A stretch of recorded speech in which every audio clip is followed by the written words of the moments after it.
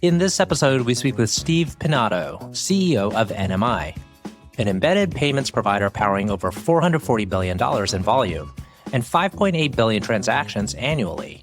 NMI's platform enables transactions across multiple payment channels, including online, in-store, in-app, mobile, and unattended. Steve became CEO of NMI in August 2025 after decades of leadership in fintech and SaaS.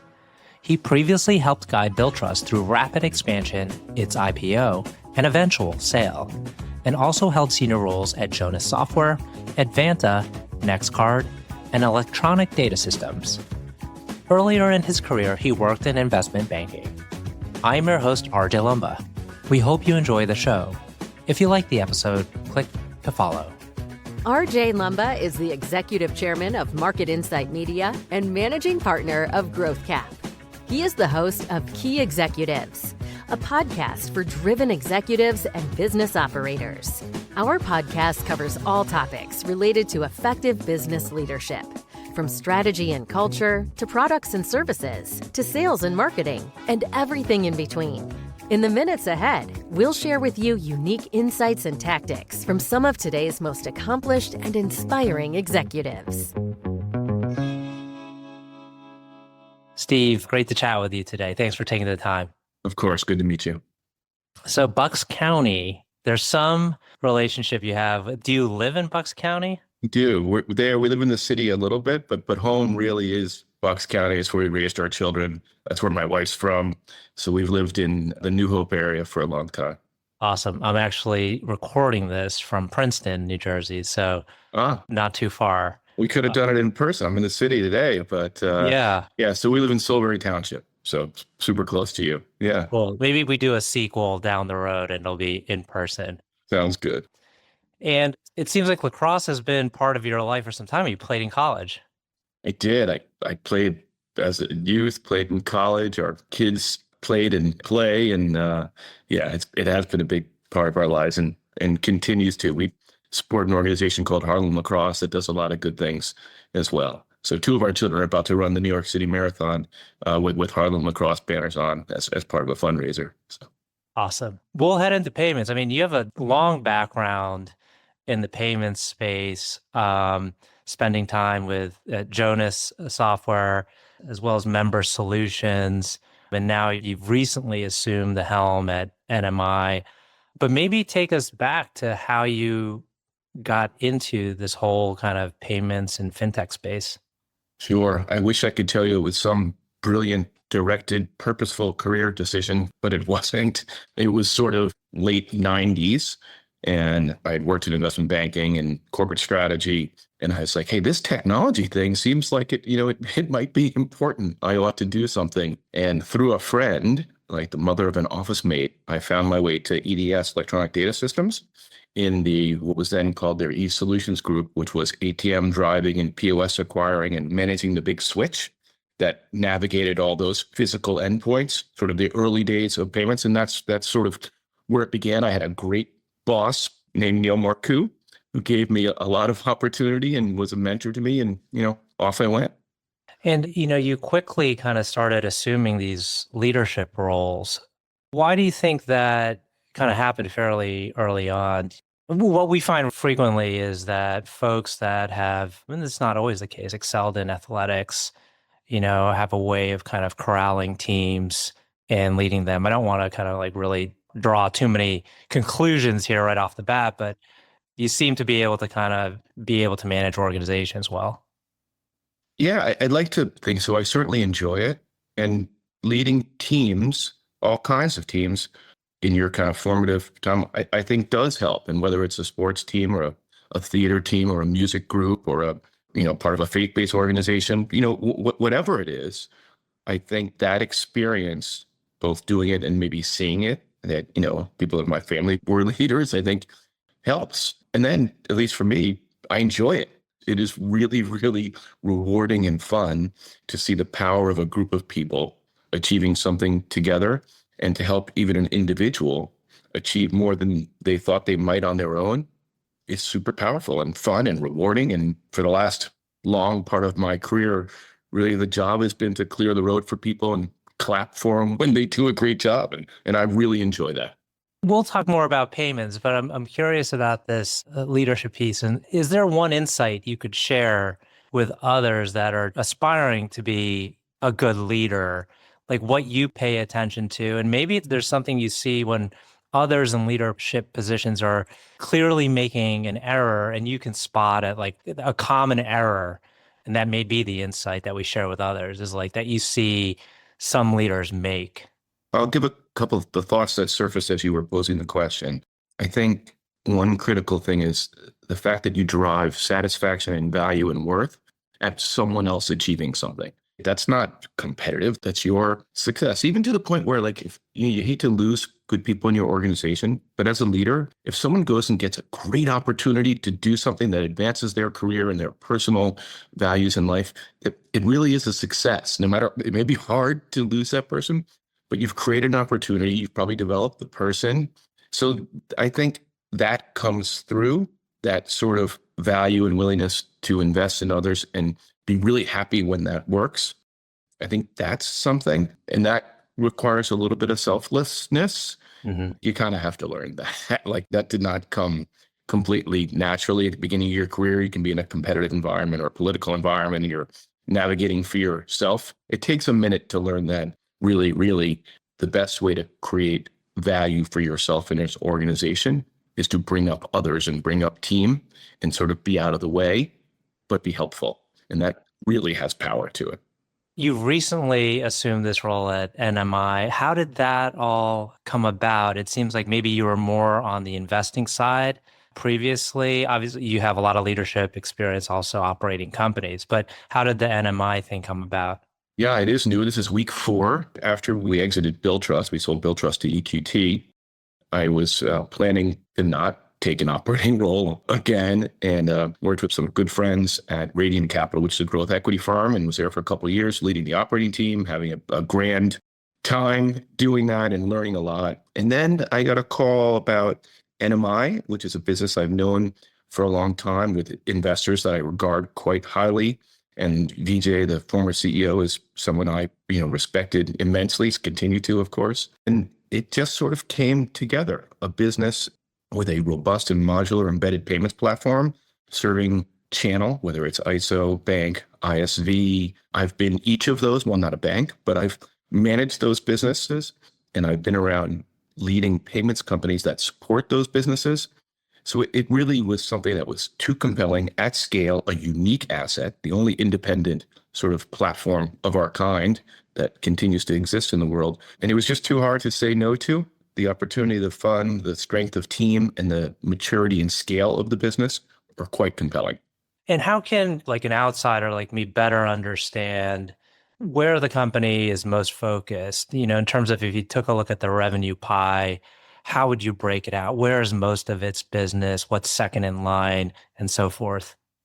Yeah, I mean, the business's history as a fairly ubiquitous payment gateway with many, many processor connections and lots of tooling and functionality, that is a large piece of the revenue today, that core gateway transaction business. But the team has done a really, really good job over, I'll say, the last 5 to 7 years of building an embedded payments platform, both organically and through acquisition. I think there's been 5 acquisitions. I hope I got that right in the last 7 years that have added tremendous functionality by transaction type, card present, card not present, with additional tooling to help the channel, whether they're a bank, an ISO, an ISV, to manage their merchants, their residuals, their multiple processor backends, to be able to be flexible across risk spectrums and what kind of merchants they can adopt so they can have a large business. We now have a platform that is connected and modular that really can serve someone who is wanting to embed commerce into their business from the beginning of the time that they do that to when they are quite mature. And we can decompose and deconstruct our solutions to fit with the business depending on where they are on that maturity curve, how much operational complexity they would like to take on, and allow them to enjoy corresponding yield or take rate on their payment volume. So it is a very, very powerful platform that will continue to really fuel commerce. And, thinking about the whole kind of payments space, there's a lot of players and there always seems to be new ones coming about, ones that are very specialized in a specific type of either business that they cater towards or the type of function within payments. And then some of the big guys are in on payments, like JP Morgan is heavily promoting. You can listen to the Acquired podcast. They're a big supporter of that. And they seem to be able to do everything. Can you tell us a little bit about how you view the payments landscape and maybe as part of that, where NMI sits, where you think it'll be in 5 years within that landscape? I mean, payments are such a part of our lives and always will be in one way, shape, or form or another. And you were right.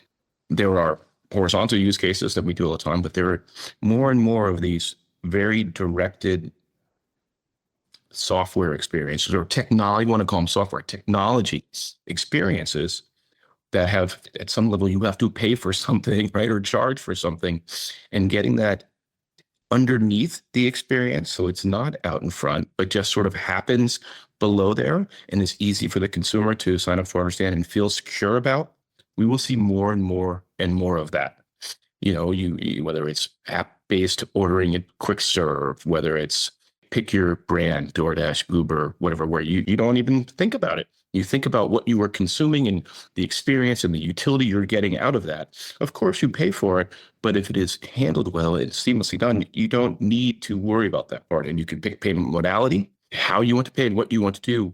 Very easy in a consumer experience and in a B2B experience. I mean, we were enabling that at Billtrust, creating this B2B capability. So it is actually still kind of early days. The US is pretty advanced, but globally, there's a lot of runway in making this efficient and embedding it in consumer and B2B experiences. And that's what we seek to do. And we have the tooling to accomplish that. You were previously part of Constellation Software, which is well known for being more an aggregator of software companies. Is there an element to NMI where you could be like this aggregator of fintech companies or payments solutions? I would say aggregator, not as an acquirer like Constellation, but rather as a service provider to them and to be embedded in them. And for sure, we work only through channel. So we don't sell direct to merchants, right? We work with ISOs and banks and independent software companies that are kind of have merchants behind them. Mm-hmm. So we are an enabler and therefore also kind of an aggregator of these different types of businesses on our platform. That is how we operate. We will continue to work through the channel and help them to do what they're doing, and thereby aggregating transaction, aggregating consumer experience, et cetera, on our platform. And when it comes to the sales function or go to market, are there certain sectors, and maybe I'm not sure if you look at the world this way with NMI, but are there sectors that you find particularly compelling where you say, like, this is where we can have more growth?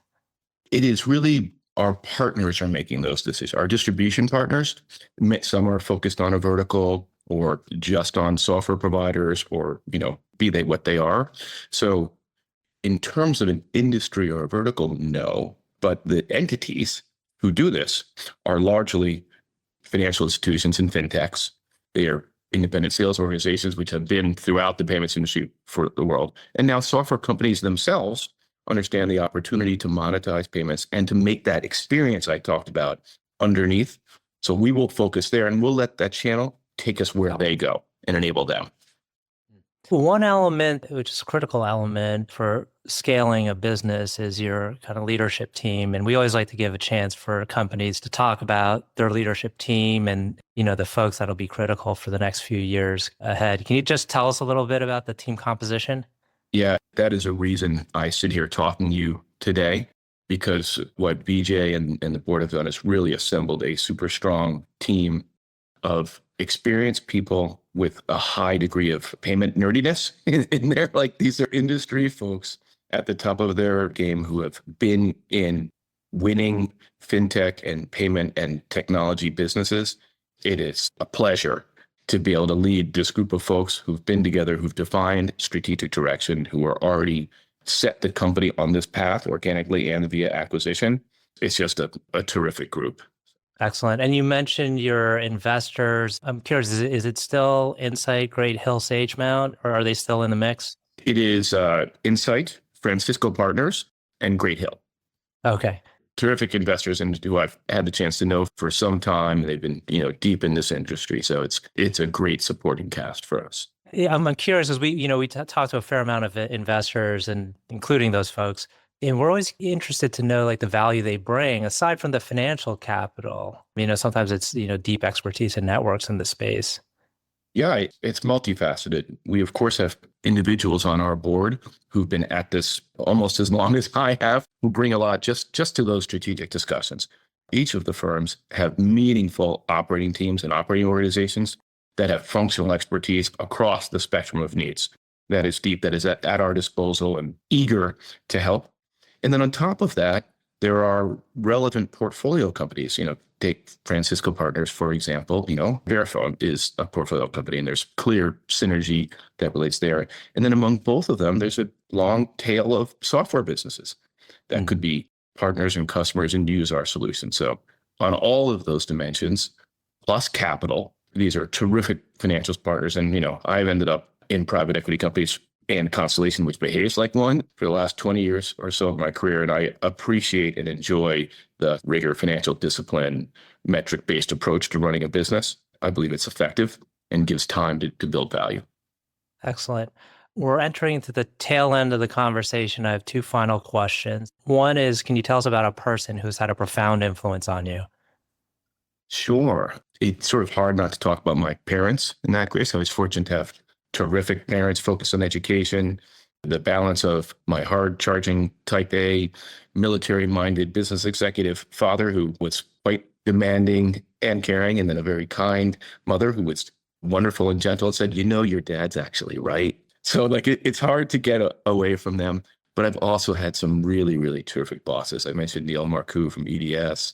Our founder and CEO at Billtrust, Flint Lane, was not only a great partner, but someone who I learned from. And we just had an outstanding executional partnership together running that business.